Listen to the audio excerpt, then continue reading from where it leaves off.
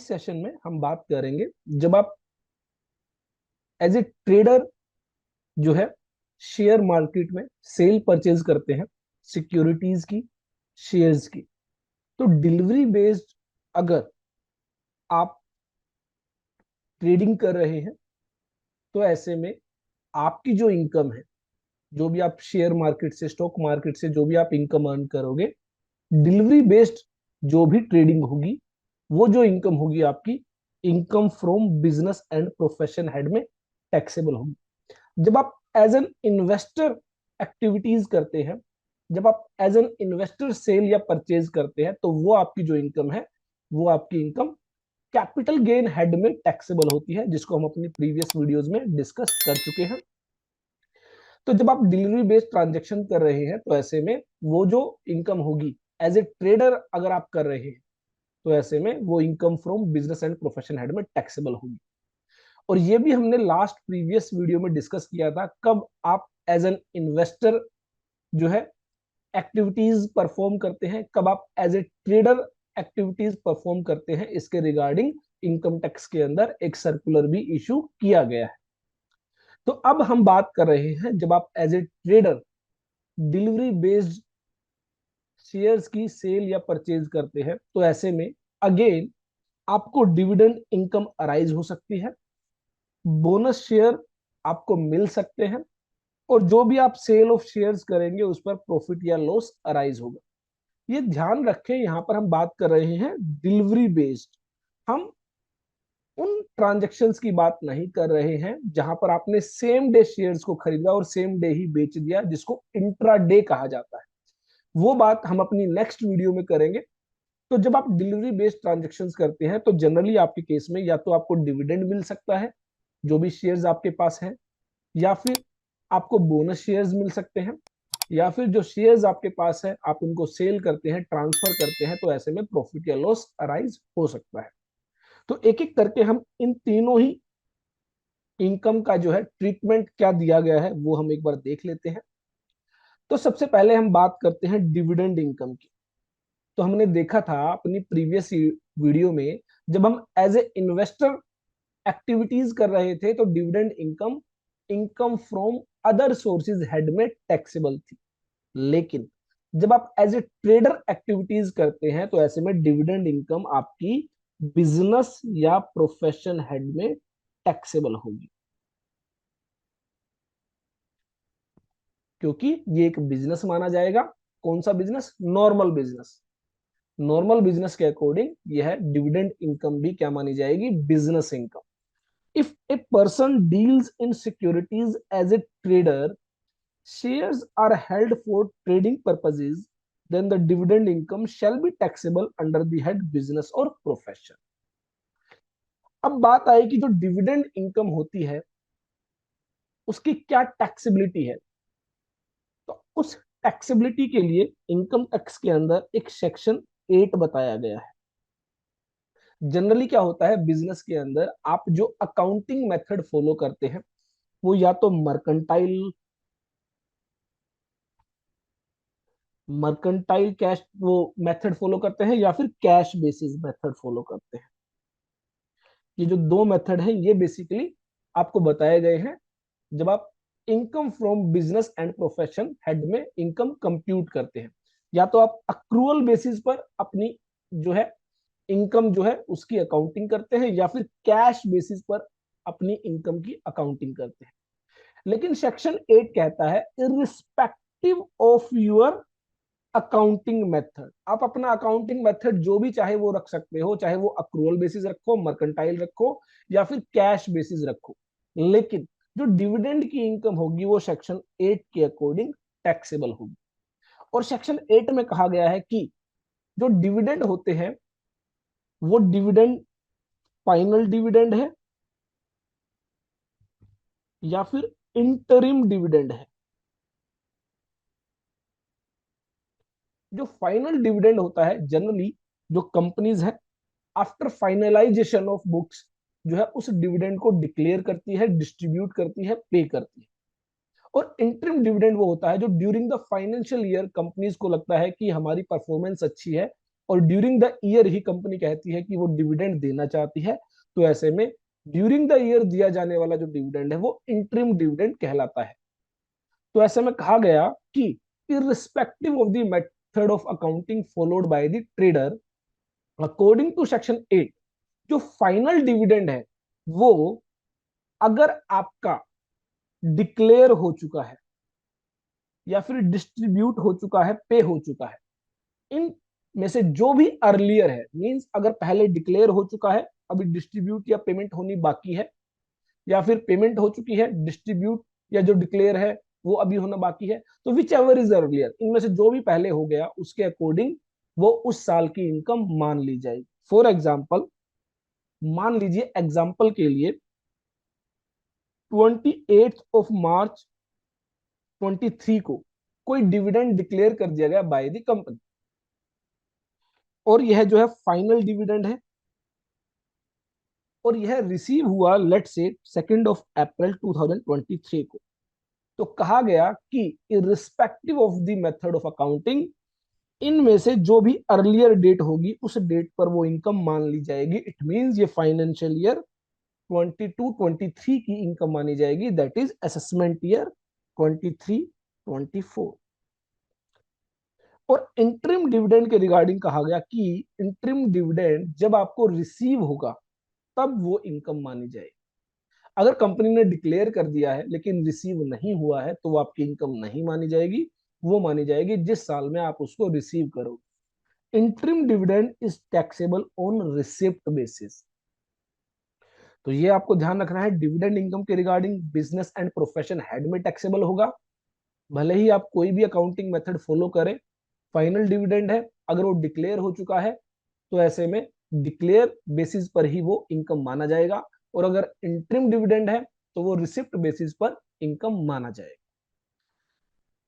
After that हमने देखा था जब हम एज एन इन्वेस्टर एक्टिविटीज कर रहे थे तो डिविडेंड इनकम से कोई भी एक्सपेंस आपको अलाउ नहीं किया गया था सिवाय इंटरेस्ट एक्सपेंस के, और वहां पर भी एक लिमिट लगा दी गई थी 20% ऑफ द टोटल डिविडेंड जो है वो आप उतनी अमाउंट तक का expense as an interest claim कर सकते हैं।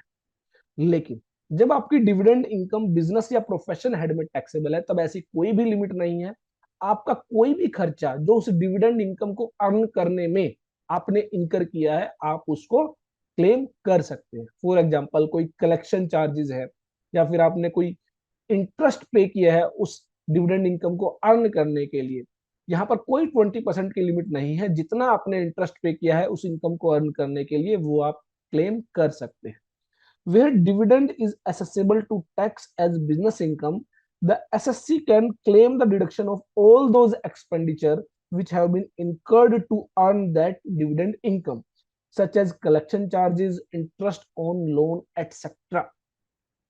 जबकि कैपिटल गेन हेड में जब आप एज एन इन्वेस्टर एक्टिविटीज कर रहे थे तो जो डिविडेंड इनकम थी वो अदर सोर्सेज हेड में टैक्सेबल थी, और वहां पर आपको कोई भी खर्चा, कोई भी एक्सपेंस अलाउ नहीं किया गया था एक्सेप्ट इंटरेस्ट, और वहां पर भी लिमिट थी 20% ऑफ द टोटल डिविडेंड। तो ये आपको ध्यान रखना है कि एक फायदा यहाँ पर मिल जाता है कि बिजनेस के अंदर जब डिविडेंड इनकम आती है तो आप उस डिविडेंड इनकम को अर्न करने के लिए जितना भी एक्सपेंस करते हैं वो सारा का सारा आपको अलाउ हो जाता है। तो यही वजह थी जब हम अर्लियर अपनी वीडियो में डिस्कस कर रहे थे कि बहुत बार ऐसा होता है कि एसएससी अपनी चॉइस के अकॉर्डिंग जहां उसकी टैक्स लायबिलिटी कम बनती है वो कभी एज एन इन्वेस्टर परफॉर्म करने की कोशिश करता है, अपने आप को एज एन इन्वेस्टर दिखाता है, कभी अपने आप को एज ए ट्रेडर दिखाता है। जहां उसकी टैक्स लायबिलिटी कम बनती है तो एसएससी क्या करता है, अपनी चॉइस के अकॉर्डिंग उस साइड जो है मूव कर जाता है, उस ऑप्शन को ऑप्ट कर लेता है। और जबकि डिपार्टमेंट की अगर हम बात करें तो डिपार्टमेंट को जहां ज्यादा से ज्यादा टैक्स कलेक्ट करने की जो है राइट मिलता है, जहां पर ज्यादा से ज्यादा टैक्स डिपार्टमेंट को दिखाई देता है, तो डिपार्टमेंट उसके अकॉर्डिंग जो है एसएससी को एज एन इन्वेस्टर या फिर एज ए ट्रेडर जो है वो डिक्लेयर कर देता है। तो दोनों के बीच में एक कॉन्फ्लिक्ट रहता है हमेशा कि कब वो एज एन इन्वेस्टर काम कर रहा है, कब एज ए ट्रेडर काम कर रहा है। इसके अलावा जो डिविडेंड इनकम है, हमने देखा था जब अदर सोर्सेज में थे तो वहां वहां पर भी स्लैब रेट के अकॉर्डिंग टैक्सेबल था, और यहां पर भी chargeable to tax at normal tax rate, यहां पर भी स्लैब रेट के अकॉर्डिंग ही टैक्सेबल है। तो डिविडेंड के रिगार्डिंग कोई स्पेशल टैक्स रेट नहीं दी गई है। हालांकि नॉन रेजिडेंट के रिगार्डिंग कुछ स्पेशल टैक्स रेट्स बताई गई है, वो अभी फॉर द टाइमिंग हम अपने इन सेशंस में डिस्कस करने वाले नहीं। तो अगर एक नॉर्मल एसएससी है, रेजिडेंट है, तो ऐसे में स्लैब रेट के अकॉर्डिंग जो है डिविडेंड इनकम टैक्सेबल होगी। अब बात करते हैं हम बोनस शेयर्स की, लेकिन बोनस शेयर से पहले हम बात करेंगे ओरिजिनल शेयर्स की या नॉर्मल शेयर्स की। तो नॉर्मल शेयर्स के रिगार्डिंग बात आती है कि जब आप एज ए ट्रेडर जब आप एज ए ट्रेडर एक्टिविटीज कर रहे हैं, तो जो भी सेल परचेज ऑफ शेयर से इनकम अराइज होगी वो टैक्सेबल होगी under the head business income. तो कैपिटल गेन में हमने देखा था, कैपिटल गेन में हम जो कैपिटल गेन कंप्यूट करते थे वो कुछ इस तरह था: sale consideration minus cost of acquisition minus cost of improvement minus expenses exclusively incurred. और इसके बाद जो अमाउंट आती थी वो शॉर्ट टर्म कैपिटल गेन या फिर long term capital gain arise होती थी। लॉन्ग टर्म कैपिटल गेन के केस में आपको जो है इंडेक्सेशन भी मिल जाता है। लेकिन अब बात आई कि जब आपके लिए वो बिजनेस इनकम है, तो ऐसे में क्या होगा। अब बिजनेस इनकम के केस में यहां पर लेट से मान लीजिए रिलायंस इंडस्ट्रीज लिमिटेड, उसके आपने 10 शेयर्स खरीदे eight the rate of 1800 rupees, और लेट से 10 शेयर्स आपने सेल आउट किए 2200 रुपीज के अकॉर्डिंग। तो ये आपकी सेल प्राइस माना जाएगा और ये आपकी परचेज कॉस्ट रहेगी। तो ऐसे में जो आपकी सेल अमाउंट होगी वो होगी 22,000 और 18,000 आपकी परचेज कॉस्ट होगी। तो यहाँ पर 4,000 रुपीज की जो इनकम होगी वो income under the head business और प्रोफेशन टैक्सेबल होगी।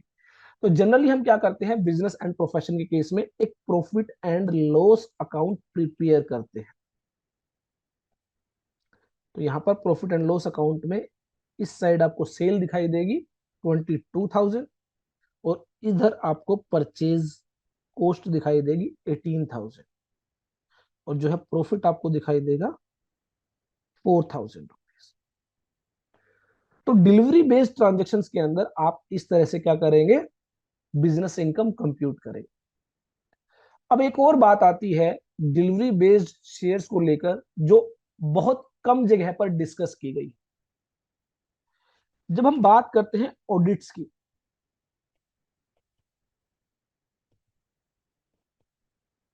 एक सर्टेन लिमिट से ज्यादा अगर आपकी टर्नओवर है, तो ऐसे में आपको जो है अपने बुक्स ऑफ अकाउंट्स क्या कराने होते हैं, ऑडिट कराने होते हैं किसी चार्टर्ड अकाउंटेंट से। और यह जो लिमिट है जिसके बेस पर यह डिसाइड किया जाता है कि आपकी ऑडिट होगी या नहीं होगी, यह टर्नओवर बेस्ड लिमिट है। मींस आपकी टर्नओवर चेक की जाती है, जिसके बेस पर यह डिसाइड किया जाता है कि आपकी books of account subject to tax audit है या नहीं। ऑडिट का मतलब है कि आपके जो बुक्स ऑफ अकाउंट्स है उसको चेक किया जाएगा, एग्जामिन किया जाएगा, उसकी वेरिफिकेशन की जाएगी कि आपने कहीं कुछ गलत क्लेम तो नहीं किया है, कहीं आपने अपनी इनकम अंडर एस्टिमेट तो नहीं की है, आपने अपनी इनकम कम डिक्लेयर की हो, या फिर एक्सपेंसेस जो है वो ज्यादा डिक्लेयर कर दिए हो ताकि आप अपने प्रॉफिट को कम कर सके। इसके अलावा एक फॉर्म है, फॉर्म 3CB प्लस 3CD और 3CA प्लस 3CD। यह फॉर्म भी जो है फिल करना होता है बाय ए चार्टर्ड अकाउंट। तो अब बात आती है कि आपकी बुक्स ऑफ अकाउंट्स की ऑडिट होगी या नहीं होगी।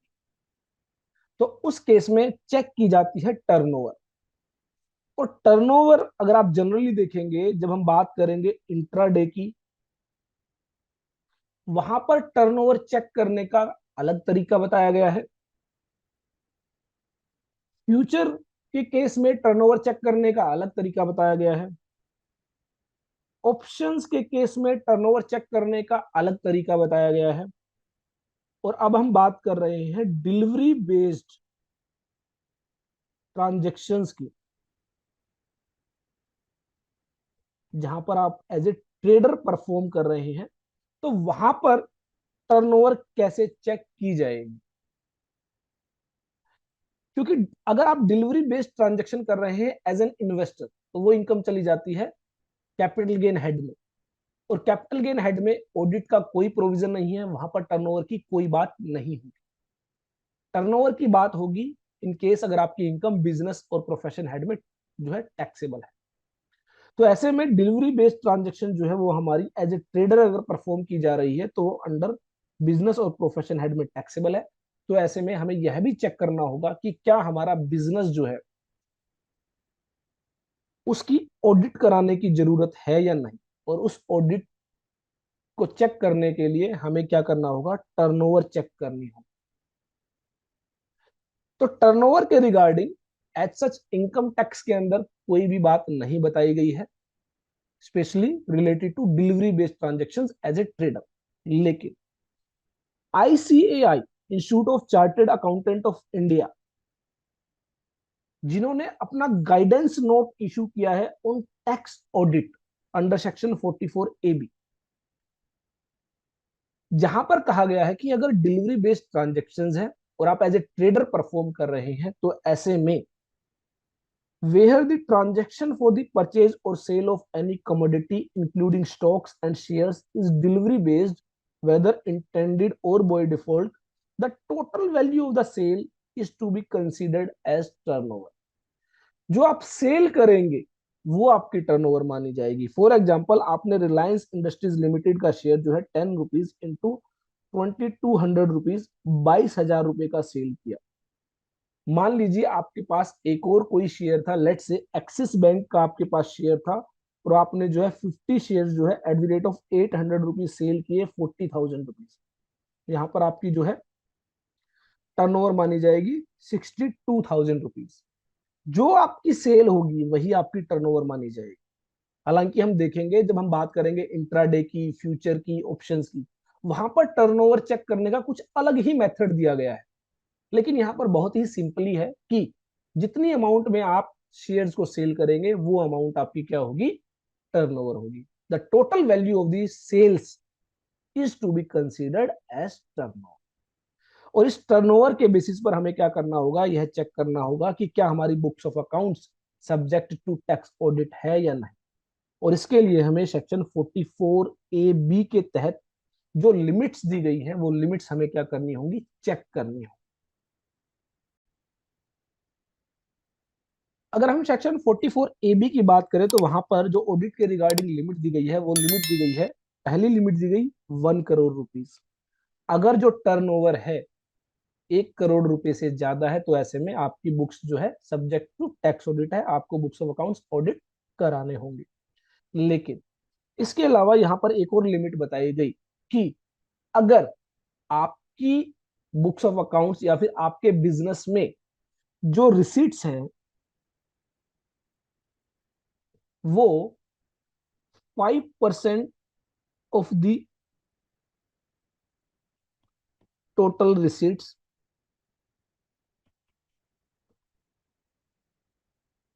एंड जो पेमेंट्स हैं वो 5% ऑफ द टोटल पेमेंट्स, अगर वो 5% से ज्यादा कैश में नहीं है, तो ऐसे में यह जो 1 करोड़ की लिमिट है इसको 10 करोड़ रुपीज कर दिया गया। इट मींस अगर आपके बिजनेस के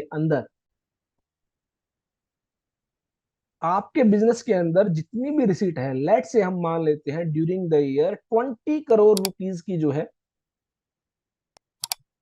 रिसिप्ट आपने की। यहाँ पर रिसिप्ट की बात हो रही है, यहाँ पर टर्नओवर की बात नहीं हो रही है। रिसिप्ट्स में आपकी जो है टर्नओवर, जो आपकी सेल है, ग्रोस रिसीट्स है, वो भी आ जाती है। इसके अलावा जो अदर देन सेल्स जो रिसीट्स है, लेट से आपने कोई लोन लिया है या फिर और कोई अमाउंट है, सेल ऑफ फिक्स एसेट्स है, तो वो जो टोटल रिसीट्स है, अगर उसका 5%, 20 करोड़ का 5% हो जाता है हमारा 1 करोड़ रुपीज। इट मीन्स अगर आपकी कैश रिसीट्स 1 करोड़ रुपीज से कम है, और हम मान लेते हैं कि लेट से पेमेंट है 18 करोड़ रुपीज, और 5% की जो पेमेंट है वो हमारी हो जाती है 90 लाख रुपीज, और आपकी जो पेमेंट्स है वो इन कैश 90 लाख रुपीज से कम है, और हमारी टर्नओवर जो है वो मान लीजिए वो है 8 करोड़ रुपीज। पॉसिबल है, बिल्कुल पॉसिबल है। मैंने आपको बताया यहाँ पर 44 AB में कहा गया है जो 5% है वो आपको टोटल रिसीट्स का चेक करना है। पेमेंट्स का जो 5% है वो टोटल पेमेंट्स का 5% चेक करना है, और उस रिसीट्स में, उस पेमेंट्स में बहुत सारी ट्रांजेक्शन्स ऐसी भी होंगी जो रिवेन्यू बेस्ड ट्रांजेक्शन्स नहीं होंगी। मींस वो कैपिटल रिसीट्स भी हो सकती है, वो कैपिटल पेमेंट्स भी हो सकती है। आपने कोई लोन लिया है, फिक्स एसेट्स की सेल की है, या फिर लेट से प्रोप्राइटर के द्वारा कोई अमाउंट इंट्रोड्यूस की गई है, प्रोप्राइटर के द्वारा कोई अमाउंट विड्रॉ की गई है, सेम वे में पार्टनर्स के द्वारा कोई कैपिटल इंट्रोड्यूस की गई है, पार्टनर्स के द्वारा कोई कैपिटल विड्रॉ की गई है, तो वहां पर टोटलिटी में जो टोटल रिसीट्स, टोटल पेमेंट्स की बात की गई है, वो जो है 5% की जो कैपिंग है, जो लिमिट है, वो आपको टोटल रिसीट्स का चेक करनी है। तो अब अगर हमारी जो, अगर एग्जाम्पल की बात करें, 5% अगर हम देखें 1 करोड़ रुपीज से कम की जो है कैश रिसीट्स है, और 90 लाख रुपीज से कम की हमारी जो कैश पेमेंट्स है, तो ऐसे में हमारे यहाँ पर ऑडिट कराने की जरूरत नहीं है। लेकिन अगर मान लीजिए मेरी जो पेमेंट्स है वो 1.5 करोड़ जो है कैश रिसीट्स है, तो ऐसे में अब मुझे यहाँ पर ऑडिट करानी होगी, क्योंकि मेरे लिए दोनों ही रिसीट्स और पेमेंट्स दोनों का ही 5-5% दोनों एक साथ जो है जरूरी है कि वो 5% को एक्सीड ना करे। इन दोनों में से कोई भी एक पैरामीटर अगर एक्सीड कर गया तो 10 करोड़ की लिमिट खत्म हो जाएगी, हम आ जाएंगे वापस से 1 करोड़। तो यहां पर इसके लिए हमारा टर्नओवर चेक करना जरूरी हो जाता है, और जनरली आप देखते हैं शेयर्स के अंदर 10 करोड़ रुपीज की टर्नओवर अचीव करना कोई बड़ी बात नहीं है। अगर आप एज ए ट्रेडर शेयर्स की सेल परचेज कर रहे हैं तो आप देखेंगे आप फ्रीक्वेंटली सेल परचेज कर रहे हैं, जिसकी वजह से आपकी जो टर्नओवर है वो 10 करोड़ रुपीज को एक्सीड कर सकती है। तो ये भी आपको चेक करना है। डिलीवरी बेस्ड ट्रांजेक्शन आप अगर एज ए ट्रेडर कर रहे हैं तो ऐसे में आप अपनी टर्नओवर चेक करेंगे, और टर्नओवर यहाँ पर क्या है, सेल वैल्यू, जितने रुपए में आपने वो शेयर सेल किए हैं वही आपकी टर्नओवर। इसके अलावा हालांकि कुछ कॉन्सेप्ट्स यहाँ पर 44 AD को लेकर भी लग जाते हैं, जिसको हम अपनी एक नेक्स्ट वीडियो में अच्छे से डिस्कस करेंगे। यहाँ पर अगर हम डिस्कशन करते हैं तो थोड़ा सा आपके लिए जो है कंफ्यूजिंग हो जाएगा। यहाँ पर मेरा जो मेन पर्पस था वो सिर्फ ये था कि आप टर्नओवर कैसे चेक करें। यहाँ पर टर्नओवर चेक करने का सीधा सा सिंपल सा जो है फॉर्मूला है, जितनी अमाउंट की सेल्स की गई है ड्यूरिंग द ईयर शेयर्स की, वही आपकी टर्नओवर। क्योंकि जब हम आगे बढ़ेंगे तो हम देखेंगे इंट्राडे और फ्यूचर और ऑप्शंस में ये जो टर्नओवर चेक करने का फॉर्मूला है ये बहुत ही डिफरेंट है। तो इसलिए हमारा यहाँ पर जो है टर्नओवर डिस्कस करना इंपॉर्टेंट हो जाता है, ताकि बाद में आपको ये कंफ्यूजन ना रहे कि डिलीवरी बेस्ड ट्रांजेक्शन में टर्नओवर कैसे चेक करते हैं। अब उसके बाद एक डिस्प्यूट, मैंने आपको बताया शुरू से ही मैं आपको बता रहा हूं, ये हमेशा रहेगा कि कब आप एज ए ट्रेडर काम कर रहे हैं, कब आप एज ए इन्वेस्टर काम कर रहे हैं। ये हमेशा किस पर डिपेंड्स करेगा, facts and circumstances. Case to case, fact to facts अलग जो है इंटरप्रिटेशन हो सकती है।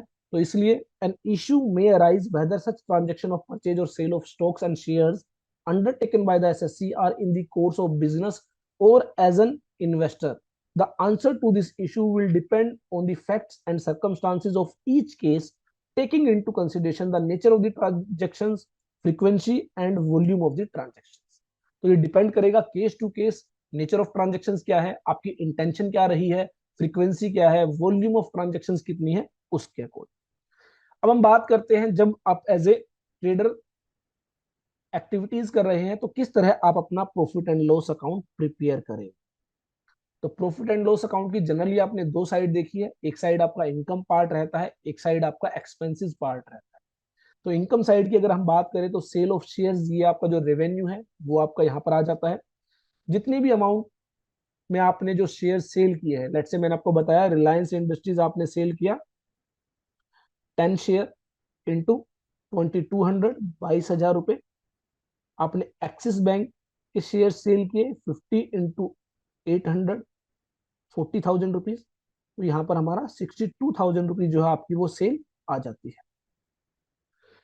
अब इन शेयर्स को आपने परचेज कितने में किया था, तो वो परचेज कॉस्ट आपकी यहां पर आ जाती है। लेट से रिलायंस इंडस्ट्रीज को हमने 10 इंटू 1800, तो 18,000 रुपए।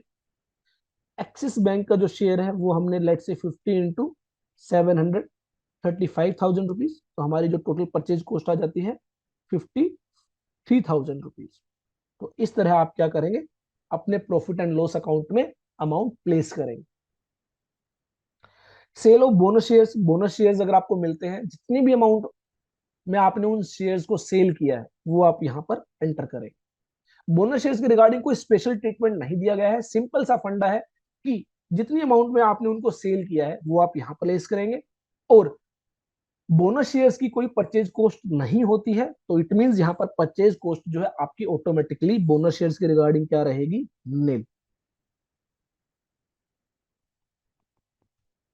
जैसे हमने एज ए इन्वेस्टर देखा था इन कैपिटल गेन हेड, वहां पर आपको 31 जनवरी 2018 का एक बेनिफिट दिया गया था। वो बेनिफिट आपको एज ए ट्रेडर अलाउ नहीं है। आपकी परचेज कॉस्ट हमेशा नील ही रहेगी in case of A trader.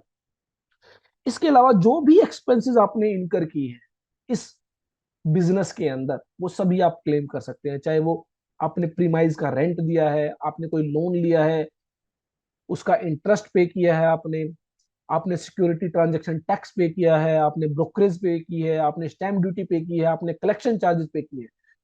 इस इनकम को अर्न करने के लिए आपने जितने भी खर्चे किए हैं वो आप यहाँ पर क्लेम कर सकते हैं, subject to other provisions of income tax. Income tax के जो बाकी प्रोविजंस है वो सेम वे में एप्लीकेबल रहेंगे। उनके अकॉर्डिंग जो भी आपके एक्सपेंस है वो आप यहाँ पर क्लेम कर सकते हैं। और डिविडेंड इनकम है वो भी आपकी क्या मानी जाएगी, बिजनेस इनकम मानी जाएगी। अगर आपके पास कोई ओपनिंग स्टॉक है शेयर्स का पिछले साल का, वो वैल्यू आप यहाँ पर पुट करेंगे। क्लोजिंग स्टॉक अगर आपके पास कोई है, आपके पास कोई शेयर्स बच गया है आपके स्टॉक उसमें स्टॉक में, तो वो आप यहाँ पर प्लेस करेंगे और अकॉर्डिंगली अपना प्रॉफिट एंड लॉस डिटरमाइन करें। तो ये तरीका है डिलीवरी बेस्ड शेयर्स का, जहां पर आप क्या करेंगे, अपना profit and loss account prepare करेंगे और अकॉर्डिंगली अपनी इनकम को as a normal business income treat करते हुए रिटर्न फाइल करेंगे। तो यहाँ पर अगर मैं रिटर्न्स की भी बात करूं, तो रिटर्न्स के केस में आपको कौन सी आईटीआर फाइल करनी है, अगर आप बुक्स ऑफ अकाउंट्स मेंटेन करते हैं और 44 एडी को ऑप्ट नहीं करते हैं। 44 एडी को हमने अपने सेशन में डिस्कस नहीं किया है, इसको किसी नेक्स्ट सेशन में हम बहुत डिटेल में डिस्कस करेंगे। तो अगर आप जो है एक नॉर्मल बिजनेस जो है अपनी बुक्स ऑफ अकाउंट्स को मेंटेन कर रहे हैं, 44 एडी को आप ऑप्ट नहीं कर रहे हैं, तो आप यहाँ पर आईटीआर 3 फाइल करें for delivery based transactions as a trader. अब एक बात हमारी यहाँ पर रह गई थी बोनस शेयर्स की। तो बोनस शेयर्स ऑलरेडी मैं जो है डिस्कस कर चुका हूँ प्रॉफिट एंड लॉस अकाउंट के अंदर। बोनस शेयर्स के अंदर आपको कोई स्पेशल ट्रीटमेंट नहीं करना है। जब बोनस शेयर्स आपको रिसीव होते हैं तब उसका कोई ट्रीटमेंट नहीं होगा। No tax treatment at the time of receipt of bonus shares, even not to disclose in ITR also. For example आपको मान लीजिए 23 मार्च 23 को कुछ बोनस शेयर्स मिलते हैं और उन बोनस शेयर्स को आप जो है होल्ड करते हैं, आप उनकी सेल नहीं करते, वो आपके क्लोजिंग स्टॉक के अंदर है, तो आपको इनको जो है आईटीआर में डिस्क्लोज नहीं करना है। आपकी जो क्लोजिंग स्टॉक की वैल्यू है उसकी वैल्यू पर बोनस शेयर्स की वजह से कोई फर्क नहीं पड़ने वाला है, क्योंकि इनकी जो परचेज कॉस्ट रहती है वो नील रहती है। बस आपकी जो क्वांटिटी ऑफ स्टॉक है, क्वांटिटी ऑफ शेयर्स है, वो इंक्रीज हो जाते हैं। और आईटीआर के अंदर कहीं पर भी आपको यह नहीं बताना होता कि आपके पास कितने क्वांटिटी ऑफ शेयर्स है। तो no tax treatment at the time of receipt. Receipt के समय कोई टैक्स ट्रीटमेंट नहीं होगा, लेकिन जब आप उनको सेल करेंगे एट दैट टाइम क्या होगा, वो सेल जो है आपकी रेवेन्यू का पार्ट रहेगा, आपके प्रॉफिट एंड लॉस अकाउंट में एज एन इनकम उसको शो किया जाएगा। Tax is computed when bonus shares are sold. Cost of bonus shares will be nil. जो बोनस शेयर्स की जो कॉस्ट रहेगी वो निल रहेगी।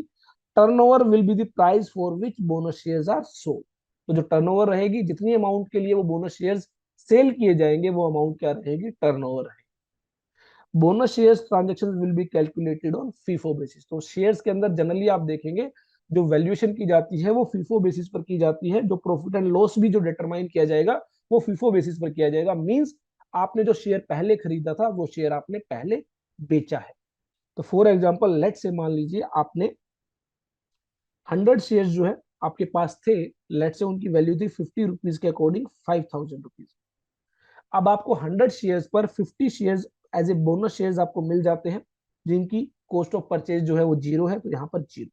तो हमारे पास 150 शेयर्स हो जाते हैं जिनकी इन्वेस्टमेंट अमाउंट अगर आप देखें, परचेज कॉस्ट अगर आप देखें वो है 5000 रुपये। अब मान लीजिए मैंने इसमें से 120 शेयर्स जो है सेल कर दिए, तो आप ये नहीं कह सकते कि इसमें मैंने 50 शेयर्स बोनस वाले सेल कर दिए और 70 जो है मेरे पास ओरिजिनली जो शेयर्स थे वो मैंने सेल कर दिए। नहीं, आपको first in first basis follow करना होगा। इट मींस आपके जो 100 शेयर्स हैं वो आपने 50 रुपीज वाले सेल किए हैं, और आपने जो है 50 जो शेयर्स, सॉरी 20 जो शेयर्स है वो बोनस शेयर्स वाले सेल किए हैं। तो इस तरह जो हमारी 120 शेयर्स के अंदर ही 5000 रुपीज की जो कॉस्ट है वो जो है एज एन एक्सपेंस क्लेम हो जाती है। इट मींस अब मेरे पास जो 30 शेयर्स हैं वो क्या है, बोनस शेयर्स है। जब भी मैं उनको सेल करूंगा वो पूरे का पूरा मेरे लिए क्या होगा, इनकम होगा। क्यों? क्योंकि ऑलरेडी यह जो 5000 की कॉस्ट है यह मैं क्लेम कर चुका हूंगा। तो ये आपको ध्यान रखना है शेयर्स के रिगार्डिंग। आई होप हमने डिलीवरी बेस्ड शेयर्स, अगर आप ट्रांजेक्शन्स करते हैं, एक्टिविटीज करते हैं एज ए ट्रेडर, तो उसके रिगार्डिंग जितने भी एस्पेक्ट्स है वो हमने कवर कर लिए हैं। फिर भी अगर आपका कोई क्वेश्चन है, कोई डाउट है आपका, तो वो आप हमारे साथ शेयर कर सकते हैं।